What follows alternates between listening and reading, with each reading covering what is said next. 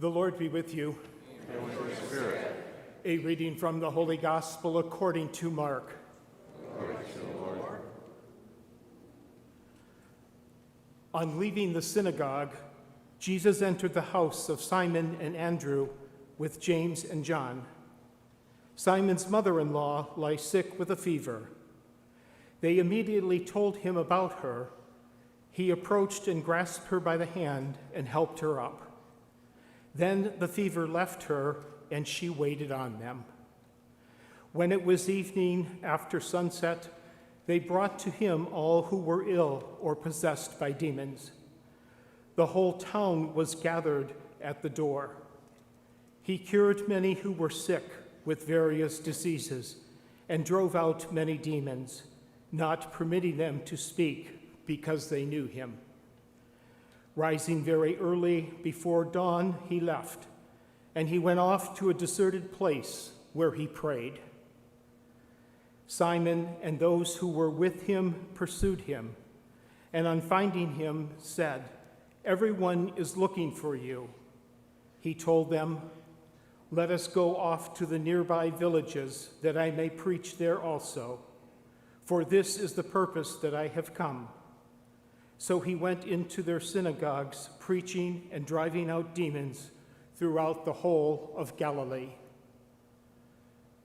The Gospel of the Lord. Praise to the Lord Jesus Christ.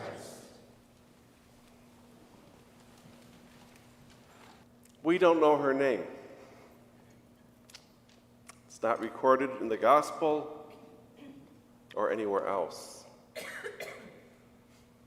Every Christian knows the name Simon Peter. No one knows the name of his mother-in-law. Even though one could make the case that in a way, Simon Peter's mother-in-law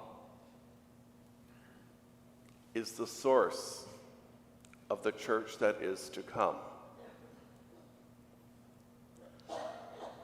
Jesus enters her home, even though she's ill with a fever. A fever in the first century was much more serious than it often is today. It was a very brave and loving thing for Jesus to do. He set aside any concerns about being ritually unclean or about catching her illness himself. It was the kind of thing that only a family member would do. He goes into her home, he takes her by the hand. And Mark tells us that he raised her up. He raised her up. Yes, Mark deliberately uses the very same verb he's going to use when Jesus is raised from the dead. And the very next sentence tells us her remarkable response to being raised up. We are told she waited on them. Because that is the proper response when one has been raised up.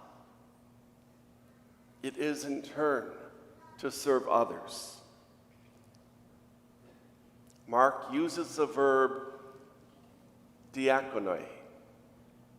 We get our word deacon. You could argue that Peter's mother-in-law was, in fact, the first deacon. And if that sounds like a bit of a stretch, then I will point out to you that in the Gospel of Mark, the word deacon is never used in reference to a male. Deacon in the Gospel of Mark is used exclusively in reference to women and to angels. And the meal she served that night,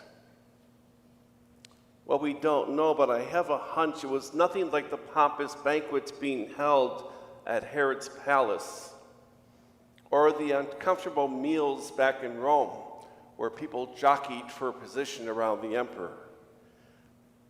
I think the meal was a bit more like the meal that Martha and Mary would have served after Jesus raised up their brother Lazarus, or perhaps the meal that the outcast Zacchaeus hosted when he was brought back into the community, or perhaps a bit like the meal hosted by Simon the leper, at which another nameless woman would anoint Jesus in preparation for his burial. The scriptures don't tell us, but perhaps they all carried on into the wee hours of the night. Jesus heals Simon Peter's mother-in-law at the very beginning of his ministry and at the end of his ministry.